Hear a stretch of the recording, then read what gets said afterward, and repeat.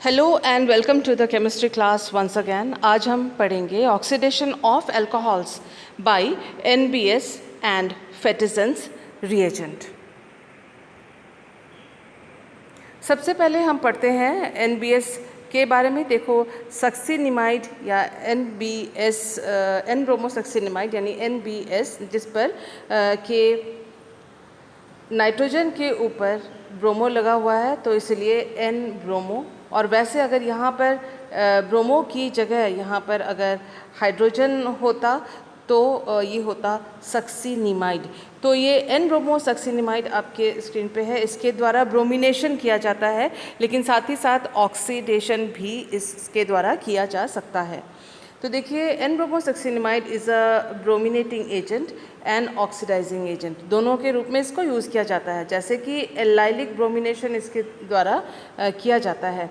Alcohols के case में जो है वो अल्कोहल्स और एमीन्स के केस में इस ब्रोमिनेशन होता है। ब्रोमिनेशन के बाद होता है विलोपन यानी एलिमिनेशन रिएक्शन, और वो एलिमिनेशन जो होता है वो एक बेस की मदद से एलिमिनेशन होता है, जिससे कि एक HBr मॉलिक्यूल निकल के आ जाता है और अल्टीमेटली आपको एक ऑक्सीडाइज्ड प्रोडक्ट मिलता है। और उस ऑक्सीडाइज्ड प्रोडक्ट में, अल्कोहल के ऑक्सीडाइज्ड प्रोडक्ट में कहीं भी ब्रोमीन नहीं होता। इसके अलावा आप ये भी कह सकते हैं कि NBS को विभिन्न इलेक्ट्रोफिलिक एडिशन रिएक्शंस के लिए भी उपयोग में लाया जाता है। ये एक इम्पॉर्टेंट रिएजेंट है ऑर्गेनिक केमिस्ट्री का।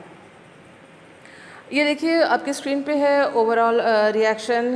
हमने यहाँ पर एक अल्कोहल लिया हुआ है और अल्कोहल का NBS के साथ रिएक्शन करवाया, और जिससे एक हाइपोब्रोमाइट इंटरमीडिएट इस प्रकार का बना, और वो आगे बेस के द्वारा टूटकर, बेस यहाँ यूज़ होता है, क्षार के द्वारा टूटकर फिर ये कार्बोनाइल कंपाउंड दे रहा है। तो इसका जो ओवरऑल जो इस तरह से भी आप कह सकते हैं कि यही अल्कोहल है, और पहला जो स्टेप होता है NBS के द्वारा वो स्लो स्टेप होता है, जिसकी वजह से इस तरह से हाइपोब्रोमाइट यानी एक सब्स्टिट्यूटेड इंटरमीडिएट बनता है, जो कि बाद में फास्ट किसी बेस के उपस्थिति में ये फास्ट रिएक्शन सेकंड स्टेप होता है, जिसकी वजह से ऑक्सीडाइज्ड अल्कोहलिक प्रोडक्ट आप ऑक्सीडाइज्ड अल्कोहल का ऑक्सीडाइज्ड प्रोडक्ट यानी कार्बोनाइल कंपाउंड प्रोडक्ट के रूप में प्राप्त होता है। आइए देखते हैं कि किस प्रकार से। देखिए, this is an alcohol, sorry, देखिए ये अल्कोहल है जो आपके स्क्रीन पे दिख रहा है। और इस अल्कोहल की खासियत ये है कि अल्फ़ा कार्बन यानी इसी कार्बन पर एक हाइड्रोजन होना चाहिए। यदि अल्कोहल के जिस कार्बन पर OH ग्रुप लगा हुआ है उस पर अगर कोई हाइड्रोजन नहीं है तो उस अल्कोहल का ऑक्सीडेशन नहीं होता, जैसा कि टर्शरी अल्कोहल। सो हमने लिया ये अल्कोहल, और आप देख सकते हैं कि इस तरह से हाइड्रोजन का जो बॉन्ड के इलेक्ट्रॉन्स हैं वो हाइड्रोजन और ब्रोमो के बीच में ट्रांसफ़र हुए, और जिसकी वजह से ये बॉन्ड टूटा।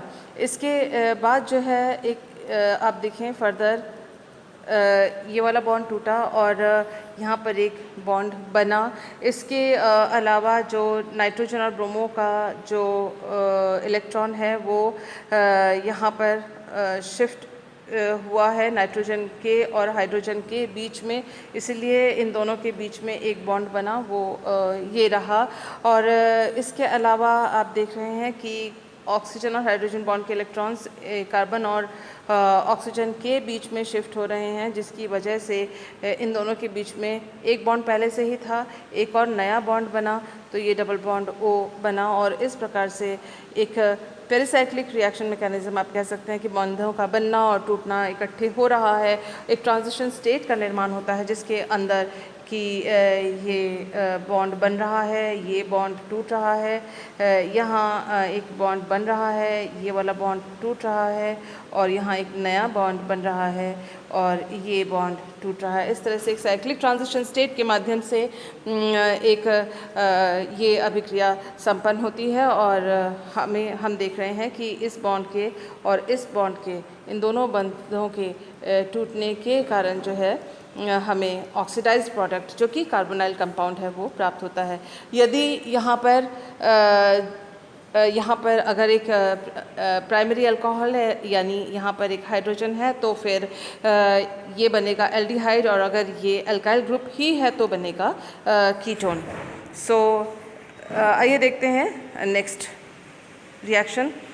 नेक्स्ट रिएक्शन जो है वो है ऑक्सीडेशन बाय फेटिजॉन्स रिएजेंट, जो कि आप अपने स्क्रीन पे देख रहे हैं, फेटिजॉन्स रिएजेंट। अब ये फेटिजॉन्स रिएजेंट क्या है? फेटिजॉन्स reagent is typically prepared by adding silver nitrate to aqueous solution of a carbonate। तो सिल्वर नाइट्रेट को यानी AgNO3 को ऐड किया जाता है सोडियम कार्बोनेट या पोटेशियम कार्बोनेट में ताकि सिल्वर कार्बोनेट बने, और इसको जो है सिलाइट के प्रेजेंस में यानी डायटोमेशियस अर्थ के प्रेजेंस में इसको हिलाया जाता है। तो ये जो अर्थ या सिलाइट होता है इसके ऊपर ही एड्जॉर्प्शन या अवशोषण होता है अल्कोहल का और सिल्वर के आयंस का, जिसकी वजह से ये दोनों अल्कोहल और ऑक्सीडेंट दोनों पास आते हैं और दोनों के बीच में इलेक्ट्रॉन्स का ट्रांसफ़र होता है, और जिससे सिल्वर जो है वो रिड्यूस हो जाता है, अपचयित हो जाता है, और जो अल्कोहल है वो ऑक्सीडाइज या ऑक्सीकृत हो जाता है, जिससे वो कार्बोनाइल ग्रुप प्रदान करता है। आप ये देख सकते हैं कि यहाँ पर ये जो सबस्ट्रेट आपके स्क्रीन पे लगाया हुआ है, लिखा हुआ है, दिख रहा है आपको, इसमें आप देखिए कि तरह तरह के फंक्शनल ग्रुप्स हैं, और इसके अंदर OH ग्रुप भी है जो कि अल्कोहलिक ग्रुप है, OMe है, डबल बॉन्ड्स हैं। तो इसमें आप देख रहे हैं ये स्टेरिकली हिंडर्ड यानी त्रिविम बाधित एक OH समूह भी है, लेकिन आप देख रहे हैं कि फेटिजॉन्स रिएजेंट के द्वारा जो है केवल ये जो OH ग्रुप है उसका ही ऑक्सीकरण हुआ है, और उसका मतलब एक बहुत बड़ी बात यहाँ पर क्लियर हो रही है कि ये एक सिलेक्टिव ऑक्सीडाइजिंग एजेंट है, यानी ये सभी विभिन्न प्रकार के क्रियात्मक समूहों की उपस्थिति में भी केवल अल्कोहल को ही ऑक्सीडाइज करता है। चयनात्मक ऑक्सीकारक है, जो कि बहुत एक इम्पॉर्टेंट प्रॉपर्टी है, क्योंकि हम जब किसी बड़े कंपाउंड का या नेचुरल प्रोडक्ट का या किसी कॉम्प्लेक्स रिएजेंट का हम कॉम्प्लेक्स कंपाउंड का हम जब ऑक्सीडेशन करना चाहेंगे तो हम अगर चाहेंगे कि सिर्फ अल्कोहलिक ग्रुप ही ऑक्सीडाइज हो, ऐसे में आप फेटिजॉन्स रिएजेंट का इस्तेमाल कर सकते हैं। ये देखिए फेटिजॉन्स रिएजेंट में जो हम सिलाइट यूज़ करते हैं उसको डायटोमेशियस अर्थ भी कहते हैं। दिस इज़ या तो डायटोमेशियस अर्थ, डोलोमाइट या केशलगर, या इसका दूसरा नाम है सिलाइट। तो ये सिलाइट देखिए आप किस प्रकार से होता है, ये पाउडर के रूप में है, और ये एक सॉफ्ट सेडिमेंटरी रॉक जो है उसमें से पत्थर में से सेडिमेंट्री पत्थर जो है रॉक में से इसको निकाला जाता है, और इसका पार्टिकल साइज़ है लेस देन, इसके कणों की जो साइज़ है वो है लेस देन 3 माइक्रोमीटर और 1 mm से के बीच में होता है, और इस तरह से जो है इसको एक एड्जॉर्प्शन के लिए, अवशोषण के लिए इस्तेमाल किया जाता है इस ऑक्सीडेशन रिएक्शन में। ये देखिए फेटिजॉन्स रिएजेंट जो है अभी हमने देखा था कि सिलेक्टिव चयनात्मक ऑक्सीकारक है। एक और प्रॉपर्टी आप देखिए 2 OH ग्रुप हैं,